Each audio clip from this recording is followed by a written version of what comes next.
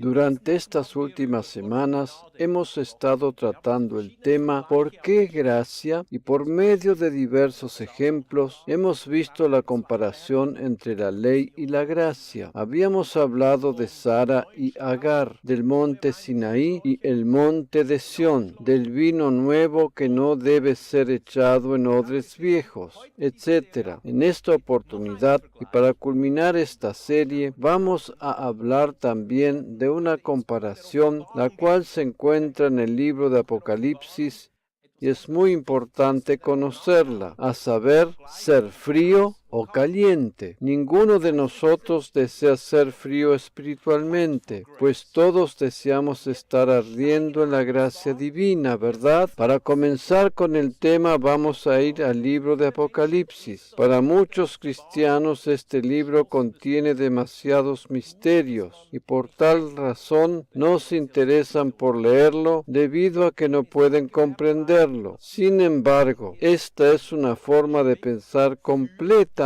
equivocada, porque dicho libro está dirigido especialmente a la iglesia. Precisamente el significado de la palabra Apocalipsis es revelación. Este libro está dirigido a los creyentes para otorgarles revelación sobre los tres acontecimientos inminentes que están por suceder, a saber, el arrebatamiento, el reino milenial y la eternidad. Debido a que Dios no desea que sus hijos permanezcan en ignorancia en relación a los acontecimientos futuros, permitió que fuera escrito este libro dirigido especialmente a ellos. Precisamente en el primer versículo del primer capítulo leemos lo siguiente: la revelación de Jesucristo que Dios le dio para manifestar a sus siervos las cosas que deben suceder pronto, y la declaró enviándola por medio de su ángel a su siervo Juan. Permíteme hacer una aclaración. La palabra siervo que leemos en este versículo no tiene el mismo significado ni aplicación que en la alegoría de Sara y Agar, la sierva egipcia. El contexto es diferente. El apóstol Juan, quien se denomina siervo a sí mismo, nos muestra lo que le fue revelado a él y que a su vez es el tema principal del libro de Apocalipsis. Apocalipsis no contiene la revelación del anticristo, sino por el contrario, la revelación de Jesucristo. Por lo tanto, el tema principal de este libro es Cristo y no el anticristo. Es de vital importancia que comprendamos esto antes de poder continuar. Se hace necesario ver a Jesús en el libro de Apocalipsis, pues cuando no le vemos nos estamos perdiendo algo muy importante, pues este libro revela el plan de redención realizado por nuestro Señor Jesucristo. Por tanto, debido a que Apocalipsis presenta la revelación de Jesús, tal como lo acabamos de leer, nos revela lo que Él hizo y lo que nos vino a traer. Debido a que este libro es la revelación de Jesucristo y que está dirigido a nosotros, los creyentes, encontramos en él otra comparación entre la ley y la gracia. Y ese es el tema al que deseo referirme en el día de la fecha. Para poder comprender correctamente el libro de Apocalipsis, es de suma importancia que tengamos primero una vista panorámica de sus 22 capítulos. Para ello vamos a hacer una simple subdivisión. No podemos leer este libro de manera desordenada poniendo la atención solamente en las fatalidades de los juicios que habrán de suceder sobre la tierra. Por eso es que hablamos de hacer una subdivisión para llegar a una conclusión clara y precisa acerca de su contenido. Los primeros 3 capítulos están dirigidos a la Iglesia de Cristo.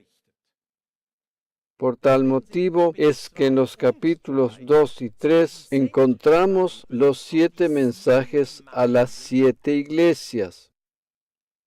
Dichas cartas o mensajes Dichas cartas o mensajes, a las cuales me voy a referir en detalle más adelante, reflejan la historia de la Iglesia de los últimos 2000 años y algo más.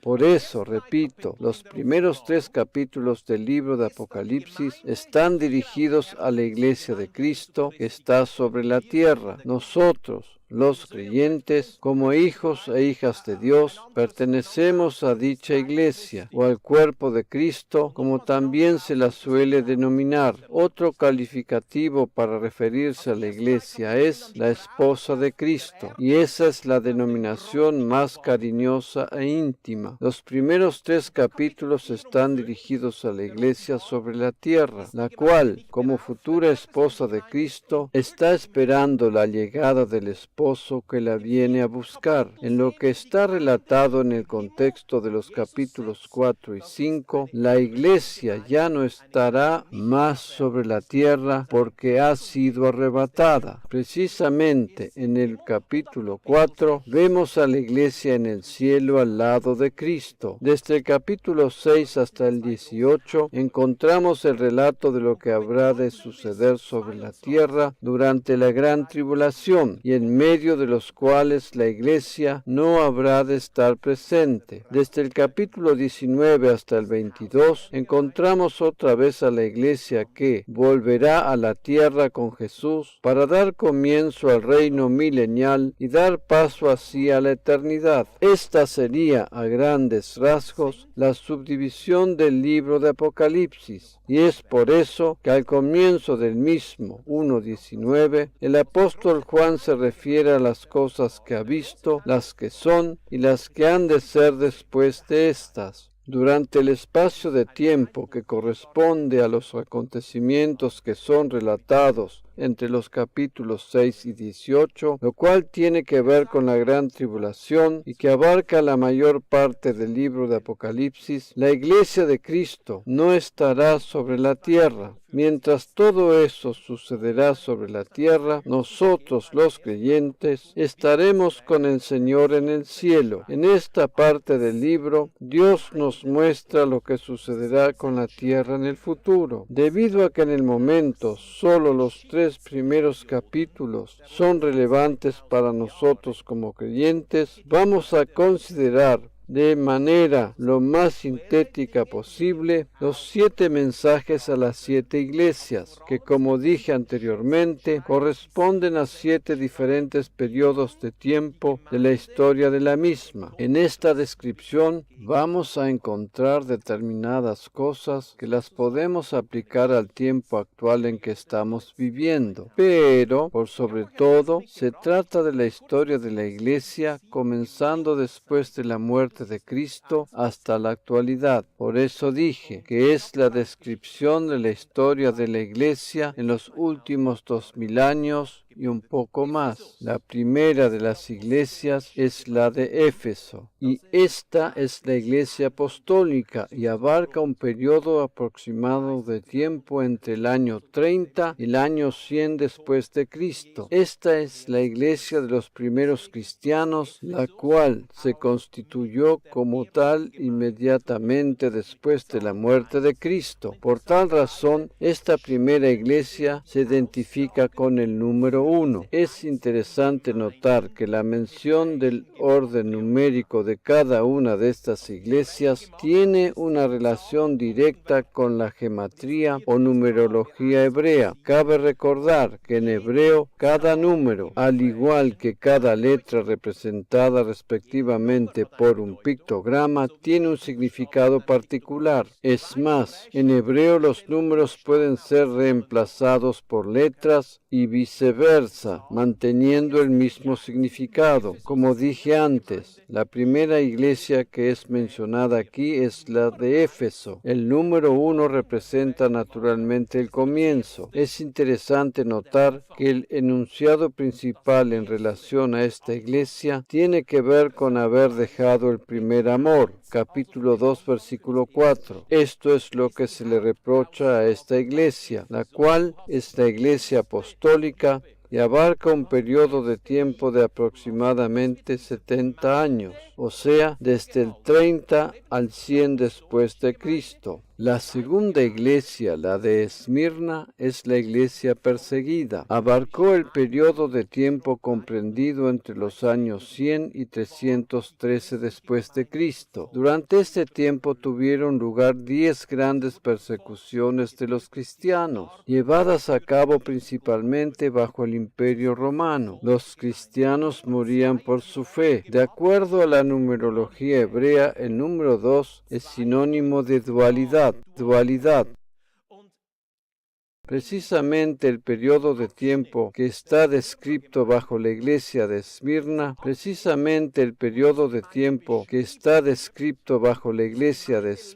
transcurrió durante permanentes dualidades como por ejemplo el primero y el postrero, muerto y vivo, rico y pobre, etc. Como podemos ver, esto coincide plenamente con la numerología hebrea. Como dije antes, esta iglesia fue el blanco de persecución de los romanos.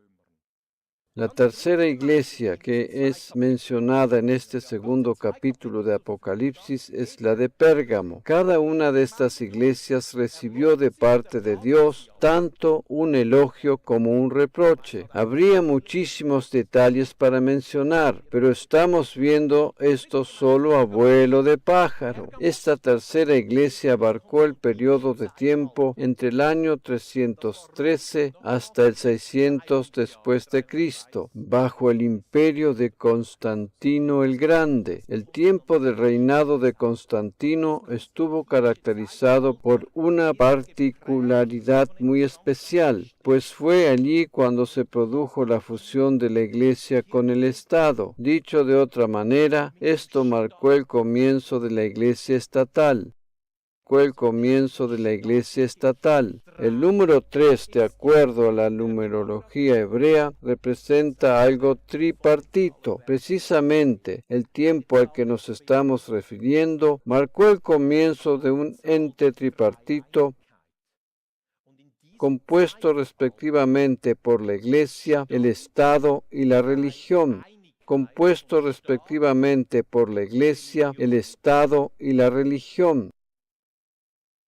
La institución de la Iglesia estatal tuvo su origen en este tiempo y ésta resucitó después de las persecuciones y se levantó como un baluarte. El dígito 3 también representa la resurrección. Jesús resucitó al tercer día. Por eso, la descripción de la Iglesia de Pérgamo coincide completamente con su orden numérico. Luego tenemos la cuarta iglesia, la cual es la de Tiatira, y esta es la Iglesia Católica Universal. En el periodo de tiempo entre el 600 y el 1517 después de Cristo, se estableció la Iglesia Católica Romana con el Papado Universal. Precisamente el término católico significa universal o que es común a todos. ¿Sabes cómo se representa el dígito 4 en la numerología hebrea? Por la tierra o el mundo. La iglesia de Tiatira, representada por la Iglesia Católica Romana con el Papado Universal, tuvo su edad de oro precisamente en el tiempo mencionado. Todos nosotros sabemos lo que sucedió en el año 1517, ¿verdad? Cuando el tiempo de esta llegó a su fin, comenzó el tiempo de la iglesia de Sardis, la quinta mencionada en la lista del Apocalipsis. En el año 1517 se levantó un hombre llamado Martín Lutero y dijo que la salvación es solo por gracia. El número ordinal 5 representa la gracia en la numerología hebrea. Todos aquellos que siguen mis enseñanzas conocen esto de memoria, ¿verdad? Precisamente aquí, en el 1517, comenzó el tiempo de la Reformación Reformación, lamentablemente demasiado corto, pues solo se extendió hasta el 1648. Por esa razón es que Dios levanta un nuevo movimiento de la gracia en este último tiempo de la historia de la humanidad, el cual es una prolongación de aquello que comenzó en aquel tiempo, cuya voz sobresaliente es la del pastor Joseph Prince. Este nuevo movimiento de la gracia se extiende mucho más rápido que el anterior, gracias a la globalización del mundo y todos los medios sociales que tenemos a disposición. Luego tenemos la sexta iglesia, la cual es la de Filadelfia. Esta iglesia representa el periodo de tiempo de las misiones y la integración de las iglesias libres que se agregaron. Este periodo de tiempo, aproximadamente desde el 1700 hasta el 1900, se concentraba en el ser humano y en su salvación. En la numerología hebrea,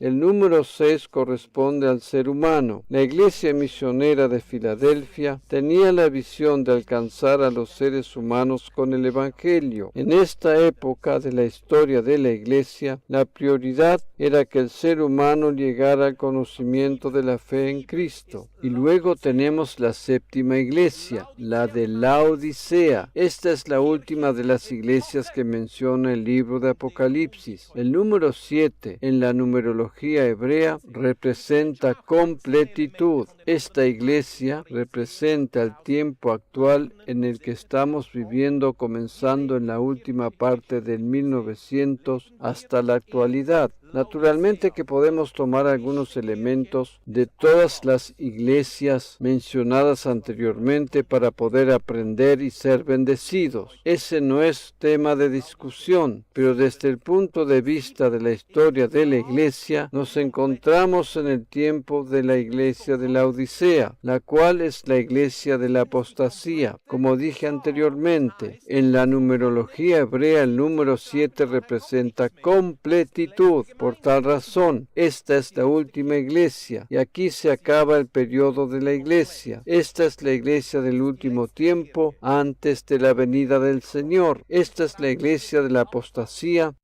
porque es una iglesia mezclada. Porque es una iglesia mezclada. Por una parte está la iglesia visible, estatal, religiosa, donde muchos son cristianos solo de nombre, y por otra parte, la iglesia invisible compuesta de todos aquellos nacidos de nuevo. El tiempo de la iglesia de la Odisea está caracterizado por dos iglesias, una visible por medio de sus torres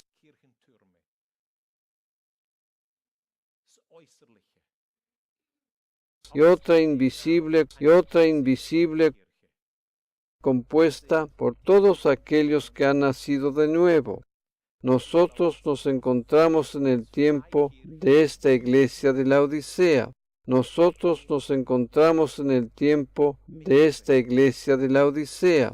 Por lo tanto, tenemos que escuchar lo que Jesús nos dice en su mensaje dirigido a esta iglesia en particular. En el capítulo 3 del libro de Apocalipsis y en los versículos 14 al 16 encontramos su mensaje. Y escribe al ángel de la iglesia en la Odisea: He aquí el Amén, el testigo fiel y verdadero, el principio de la creación de Dios, dice esto: Yo conozco tus obras, que ni eres frío ni caliente. Ojalá fueses frío o caliente, pero por cuanto eres tibio y no frío ni caliente, te vomitaré de mi boca. Este es el mensaje para la Odisea y por lo tanto para el tiempo en que nos encontramos. Para la gran mayoría de los cristianos, esto de ser frío o caliente es interpretado de acuerdo a la frecuencia con que leen su Biblia o a la cantidad de capítulos capítulos que leen en ella, o a la frecuencia con que oran, o incluso la cantidad de tiempo que ayunan, o de acuerdo al interés que pongan en las cosas de Dios. No me malinterpreten, por favor, pero sin ánimo de ofender a nadie, tenemos que reconocer que hay muchísimos creyentes que entienden la frialdad como la falta de la lectura de la Biblia o de la oración, etcétera, etcétera. Muchos consideran fríos a aquellos creyentes que son simplemente simpatizantes, entre comillas, sin demasiado fruto. Por otra parte, por lógica deducción, la contrapartida de esto sería aquellos que arden por el Señor y por la fe. En la opinión de muchos, aquellos creyentes que están continuamente evangelizando a otros, que oran consecuentemente al menos 2 veces al día y que leen diariamente 2 capítulos de la Biblia antes de ir al trabajo, esos son los que verdaderamente entran en la categoría de calientes porque arden por el Señor. De acuerdo a la opinión de la mayoría de los creyentes, ser frío o caliente tiene que ver con el estilo de vida cristiana. Amigo mío, permíteme decirte que esta interpretación no tiene nada que ver con lo que Jesús nos dice aquí. Si eso fuera realmente así, no tendría ningún sentido, pues si somos sinceros con nosotros mismos, por mucho que nos esforcemos por leer la Biblia y orar regularmente una determinada cantidad de tiempo, siempre habrá alguien que nos supere. Aunque podamos pensar que es mejor algo que nada, nunca llegaremos a la medida correcta que determine fehacientemente en cuál de las 2 categorías nos alineamos. Además, de acuerdo a esta interpretación, ser tibio sería al fin y al cabo mejor que ser frío totalmente, ¿verdad? Esto de ser frío o caliente no tiene nada que ver con el comportamiento cristiano o con el estilo de vida de un creyente. Prestemos especial atención a las palabras de Jesús en el versículo 15. Ojalá fueses frío o caliente. Eso quiere decir que